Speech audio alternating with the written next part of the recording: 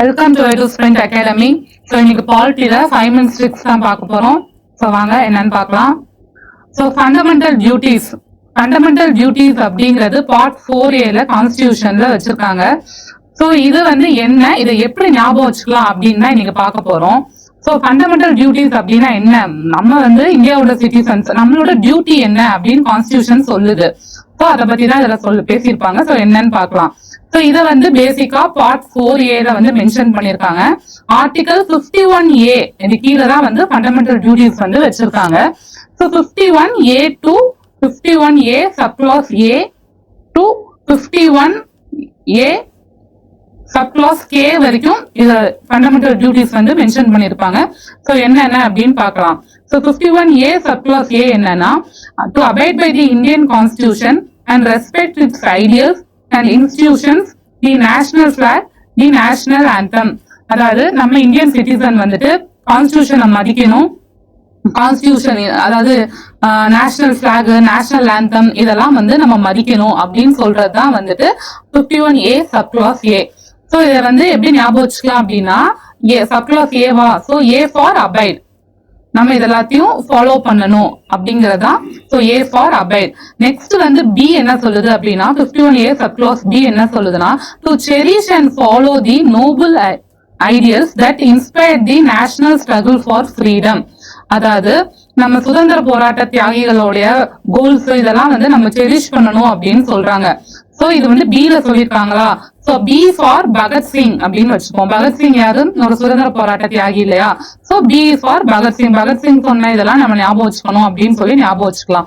So 51A subclass C என்னன்னா, to uphold and protect the sovereignty, unity and integrity of India.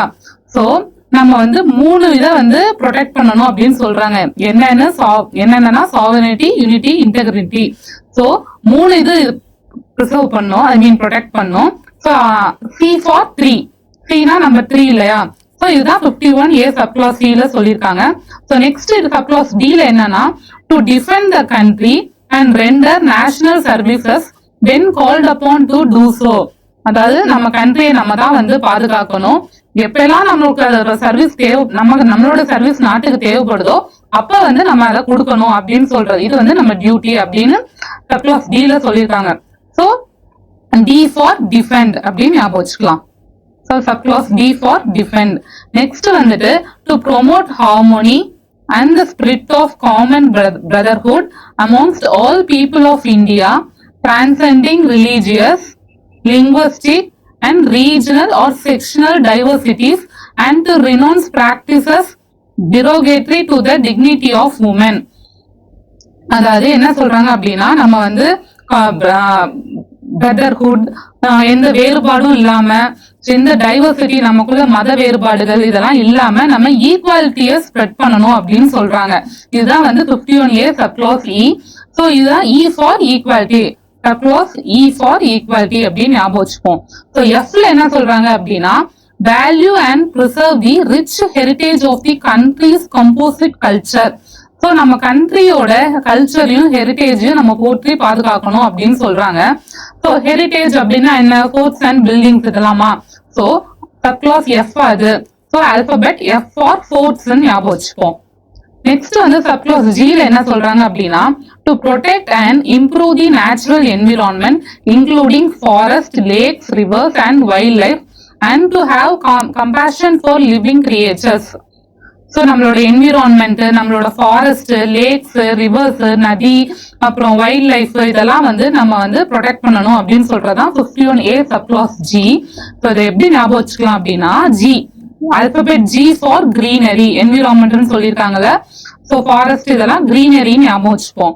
So next 51A subclass H-ல to develop scientific temper, humanism and spirit of inquiry and reform. So H for humanism. 51A subclass H-ல humanism நம்ம protect பண்ணணும் அப்படின்னு சொல்லியிருக்காங்க. So alphabet H ஹியூமனிசத்துக்கு அப்படின்னு சொல்லி ஞாபகம் வச்சுக்கலாம். ஸோ நெக்ஸ்ட் என்ன அப்படின்னா, 51A சப்க்ளாஸ் I-ல என்ன சொல்றாங்க அப்படின்னா, safeguard public property and to observe violence அப்படின்னு சொல்றாங்க.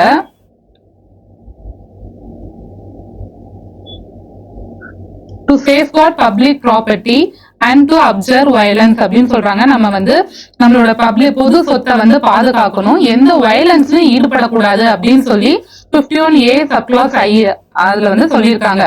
ஸோ இது வந்து ஐ ஆர்டிகல் 51A சப்க்ளாஸ் ஐயா ஐ ஃபார் அன் ஐ அப்படின்னு இருந்து இந்த பிரேஸை யார் சொல்லியிருப்பானா மகாத்மா காந்தி சொல்லியிருப்பாரு. என்ன சொல்லியிருப்பாருன்னா நான் வயலன்ஸ்ல ஈடுபடக்கூடாது, வயலன்ஸ்ல ஈடுபடக்கூடாது, நான் வயலன்ஸ் தான் நம்ம வந்து ஃபாலோ பண்ணணும் அப்படின்னு சொல்றப்ப காந்திஜி வந்து ஐ ஃபார் அன் ஐ அப்படின்னு ஒரு ஃப்ரேஸ் வந்து சொல்லியிருப்பாரு. சோ இத வந்து நம்ம இங்க ஞாபகம் வச்சுக்கலாம். ஓகே, 51A சப்க்ளாஸ் ஐக்கு வயலன்ஸ் தான் ஃபாலோ பண்ணணும்னு சொல்றதுக்கு நம்ம காந்திஜியை ரிலேட் பண்ணி அவர் அந்த தானே முக்கியமா ஸ்பெசிஃபை பண்ணிருப்பாரு. So I for an I, அந்த ஐய இந்த ஐக்கு நம்ம வச்சுப்போம். நெக்ஸ்ட் வந்து to strive towards excellence in all spheres of individual and collective activity so that the nation constantly rise to higher levels of endeavor and achievement. So எல்லா வகையிலயும் ஒரு individual வந்து நேஷனோட டெவலப்மெண்ட்டுக்காக கான்ட்ரிபியூட் பண்ணணும் அப்படின்னு சொல்லி சொல்றாங்க. சோ இது வந்து ஆல் ஸ்பியர்ஸ் எல்லா வகையிலும். சோ ஜேவா ஆர்டிகல் 51A சப்க்ளாஸ் ஜேல சொல்லியிருக்காங்க. சோ ஜே ஃபார் ஜடேஜா, நம்ம கிரிக்கெட் பாக்குறவங்களுக்கு தெரியும் ஜடேஜா, அவர் வந்து ஒரு ஆல் ரவுண்டர் அப்படின்னு நம்ம ஞாபகம் வச்சுக்கலாம். சோ ஜே ஃபார் ஜட்டு, அவர் வந்து எல்லாத்துலயும் வந்து ஆல் ரவுண்டரா இருக்காரு. சோ அது மாதிரி இந்த ஆர்டிகல்ல எல்லாத்துலயும் இண்டிவிஜுவல் கான்ட்ரிபியூட் பண்ணும் அப்படின்னு ஞாபகம் வச்சுக்கலாம். 51A சப்க்ளாஸ் கே வந்து என்னன்னா to provide opportunities for education to child or what between the age of 6 and 14 years. அதாவது 6 to 14 years வந்து 14 years உள்ள சில்ட்ரனுக்கு கம்பல்சரி எஜுகேஷன் கொடுக்கணும் அப்படின்னு சொல்லி இதுல சொல்லியிருக்காங்க. இத பத்தி பேசுறதுதான் 51A சப்க்ளாஸ் கே. இதை எப்படி ஞாபகம் வச்சுக்கலாம் அப்படின்னா கேவா கே ஃபார் எஜுகேஷன், அதாவது கல்வி, கே ஃபார் கல்வி. சோ இதான் வந்து 51A subclass A to K. Okay, இதான் ஃபண்டமெண்டல் டியூட்டிஸ், இதான் duty of Indian citizen. So இத பத்தின வேற என்ன ஃபேக்ட்ஸ் நம்ம தெரிஞ்சுக்கணும் அப்படின்னு பார்த்தோம்னா இந்த ஃபண்டமெண்டல் டியூட்டிஸ் வந்து சர்தார் ஸ்வரன் சிங் கமிட்டியோட ரெக்கமெண்டேஷன் மூலமா தான் இன்க்ளூட் பண்ணிருப்பாங்க கான்ஸ்டிடியூஷன்ல. சோ இனிஷியலா கான்ஸ்டிடியூஷன் நம்ம வந்து மேக் பண்ணப்ப நமக்கு ஃபண்டமெண்டல் டியூட்டிஸ் இருந்துச்சா அப்படின்னா கிடையாது. சோ அப்ப எப்ப ஆட் பண்ணிருப்பாங்க 42nd கான்ஸ்டிடியூஷனல் அமெண்ட்மெண்ட் ஆக்ட் 1976 மூலமா தான் வந்து நமக்கு வந்து ஃபண்டமெண்டல் டியூட்டிஸ ஆட் பண்ணிருப்பாங்க. சோ அதனாலதான் பார்ட் 4ல வந்து ஃபண்டமெண்டல் ரைட்ஸ் இருக்கு. பார்ட் 4A வந்து நமக்கு வந்து ஃபண்டமெண்டல் டியூட்டிஸ் வச்சிருக்காங்க. ஏன்னா இது ஏலாம் ஒரு ஆர்டிகல் பின்னாடியோ ஒரு பாட்டு பின்னாடியோ ஏ இருந்துச்சுன்னா அது வந்து ஒரு அமெண்ட்மெண்டால சேர்க்கப்பட்டது அப்படின்னு அர்த்தம். சோ இனிஷியலா வந்து இருந்துச்சானா இல்ல. சோ இது மாதிரி கொஸ்டின்ஸ் வந்து வரலாம். சோ நெக்ஸ்ட் வந்து இந்த ஃபண்டமெண்டல் டியூட்டிஸ் வந்து யாருக்கு அப்ளிகபிள் அப்படின்னா ஒன்லி டு இந்தியன்ஸ். ஒரு ஃபாரினர் நம்ம நாட்டுக்கு வராங்க அப்படின்னா அவங்களுக்கு இந்த ஃபண்டமெண்டல் டியூட்டிஸ் செல்லுபடி ஆகுமானா கிடையாது. Only to the citizens of India தான் இது வந்து அப்ளிகபிள். நெக்ஸ்ட் வந்து கடைசி fundamental duty that is 51A subclass A, என்னது 6 to 14 years எஜுகேஷன்ல அது வந்துட்டு 1976ல அதை ஆட் பண்ணிருக்க மாட்டாங்க. எப்ப அதை ஆட் பண்ணிருப்பாங்கன்னா 82nd கான்ஸ்டிடியூஷனல் அமெண்ட்மெண்ட் ஆக்ட் 2002ல தான் வந்துட்டு ஃபண்டமெண்டல் டியூட்டிஸ் வந்து ஆட் பண்ணிருப்பாங்க. சரி, ஓகே. இப்ப நெக்ஸ்ட் வந்து என்ன அப்படின்னு பார்த்தோம்னா articles related to president. So next part என்ன, பார்ட் 5. சோ பார்ட் 5ல வந்துட்டு பிரசிடென்ட் வந்துருவாரு, அதாவது யூனியன் எல்லாம் வந்துருவாங்க. சோ அதுல வந்துட்டு பார்ட் 5ல வந்து 52 to 62 வந்துட்டு நமக்கு பிரசிடென்ட் வருவாரு. சோ அவரை பத்தின ஆர்டிகல்ஸ் நம்ம எப்படி ஞாபகம் வச்சுக்கலாம் அப்படின்ட்டு பார்ப்போம். பார்ட் 5ல 52 to 62 பிரசிடென்ட். சோ என்ன அப்படின்னா ஃபர்ஸ்ட் ஆர்டிகல் பாத்துருவோம், அதுக்கப்புறம் க்ளூ என்னன்னு பார்ப்போம். சோ ஆர்டிகல் 52ல வந்து தி பிரசிடென்ட் ஆஃப் இந்தியா, அதாவது dash shall be the president of India அப்படின்னு சொல்றதுதான் ஆர்டிகல் 52. நெக்ஸ்ட் வந்து 53 வந்து எக்ஸிகியூட்டிவ் பவர் ஆஃப் யூனியன், அதாவது executive power of union lies the president and he is the supreme commander of the defense forces. அந்த president தான் வந்து முப்படைகளோட தளபதின்னு சொல்லுவோம். அதாவது ஆர்மி, நேவி, ஏர்ஃபோர்ஸ் எல்லாமே வந்து எல்லாத்துக்கும் சுப்ரீம் ஹெட் யாருன்னா பிரசிடென்ட். சோ இத பத்தி பேசுறதுதான் article 53 that is executive power of the union. 54 வந்து election of president. So election of president அப்படிங்கிறப்ப யார் பார்ட்டிசிபேட் பண்ணுவாங்க, யார் பார்ட்டிசிபேட் பண்ண மாட்டாங்க அப்படின்னு சொல்றதுதான் எலெக்ஷன் ஆஃப் பிரசிடென்ட். அதாவது பிரசிடென்டோட எலெக்ஷனை பொறுத்த வரைக்கும் யார் பார்ட்டிசிபேட் பண்ணுவாங்கன்னா elected MLAs and MPs. So elected MLAs and MPs இவங்க தான் வந்து பிரசிடென்டோட எலெக்ஷன்ல பார்ட்டிசிபேட் பண்ணுவாங்க. யார் எலெக்டட்னா இப்ப என்ன அர்த்தம்? ராஜ்யசபால வந்து 12 மெம்பர்ஸ் வந்து பிரசிடென்ட் நாமினேட் பண்ணுவாரு. அவங்க இதுல பார்ட்டிசிபேட் பண்ணுவாங்க அப்படின்னா பார்ட்டிசிபேட் பண்ண மாட்டாங்க. பிரசிடென்டோட எலெக்ஷன்ல ராஜ்யசபால நாமினேட் ஆன 12 மெம்பர்ஸ் பார்ட்டிசிபேட் பண்ண மாட்டாங்க. இத பத்தி சொல்றதா ஆர்டிகல் 54. 55 வந்து manner of election of president. அதாவது நம்மளோட பிரசிடென்ட் வந்து நம்ம டைரக்டா நம்ம போய் எலெக்ட் பண்றோமா நம்ம பிரசிடென்ட? கிடையாது. So he is indirectly elected. So அவர் எப்படி இன்டைரக்டா எலெக்ட் ஆறாரு அத பத்தி பேசுறதா manner of election of president. Next article 56 வந்து term of office of president. So பிரசிடென்டோட டேர்ம் வந்து எவ்வளவு? 5 years. சோ இவர் வந்து இத பத்தி சொல்றதா ஆர்டிகல் 56. சப்போஸ் ஒரு பிரசிடென்ட் ரிசைன் பண்ணணும் அப்படின்னு நினைச்சாருன்னா அவரோட ரெசிக்னேஷனை அவர் வந்து வைஸ் பிரசிடென்ட் தான் கொடுக்கணும். சோ இதெல்லாம் வந்து ஆர்டிகல் 56ல பேசியிருப்பாங்க. சோ நெக்ஸ்ட் வந்து 57ல வந்து எலிஜிபிலிட்டி ஃபார் ரீஎலெக்ஷன்.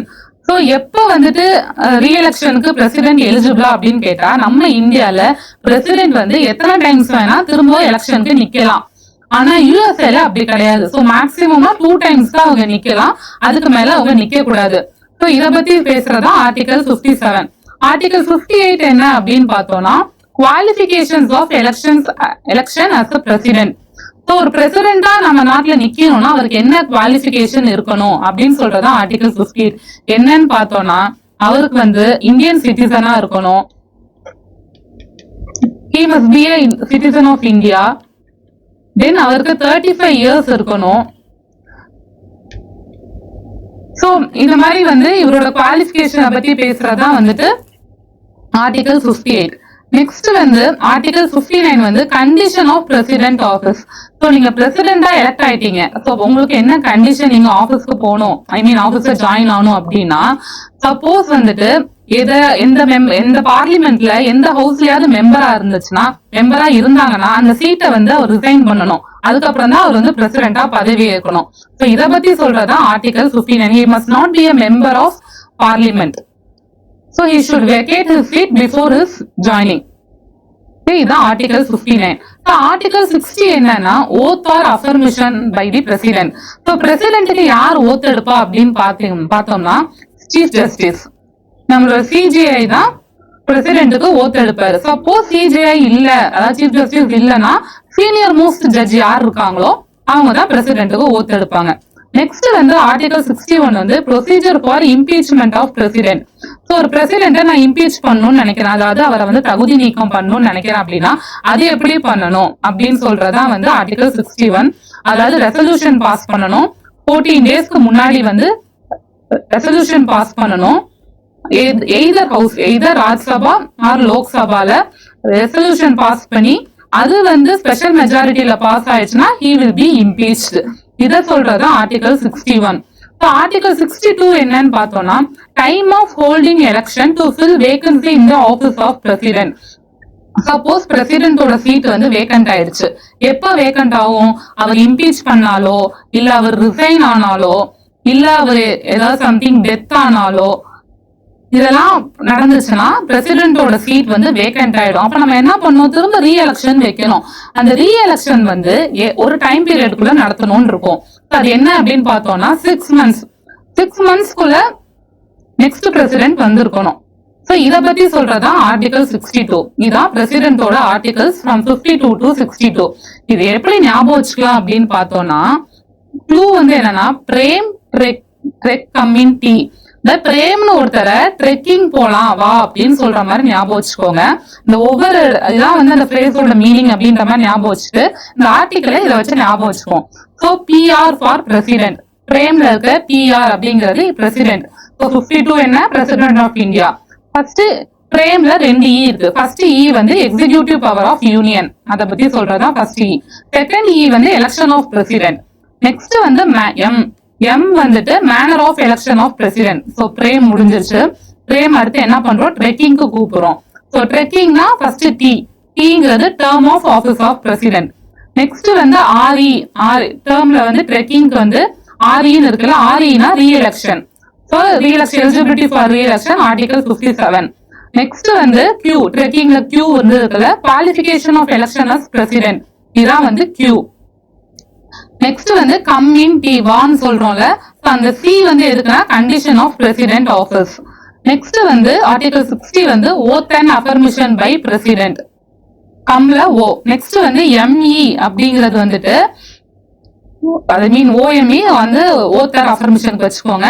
நெக்ஸ்ட் வந்து இன்டி அப்படின்னு இருக்குல்ல, பிரேம் ட்ரெக் கம்யூனிட்டி அப்படின்னு வச்சுக்கோங்க. அதெல்லாம் பிரேம் ட்ரெக்கிங் போலாம் வா டைமுக்கு அப்படின்னு ஒருத்தர் நம்ம பிரேமுங்கிறவரை கூப்பிடுற மாதிரி வச்சுப்போம்.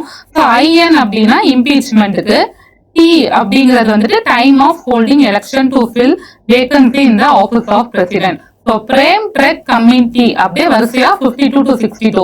ஸோ இப்போ நமக்கு வந்து எக்ஸாம்ல வந்து ஆர்டிகல் 58 என்ன, ஆர்டிகல் 54 என்ன இப்படின்னு ரேண்டமா கேட்கலாம். அப்படி கேட்கறப்ப இந்த க்ளூ வச்சு நம்ம இந்த எலெக்ஷன் பிரசிடென்ட படிச்சிட்டோம்னா அது என்னன்னு நம்ம மார்க் பண்ணிடலாம். So that's it. இந்த மாதிரி வந்து டெய்லி 5 minutes ட்ரிக்ஸ்க்கு எங்க வீடியோவை சப்ஸ்கிரைப் பண்ணுங்க. ஸோ தேங்க்யூ ஃபார் வாட்சிங்.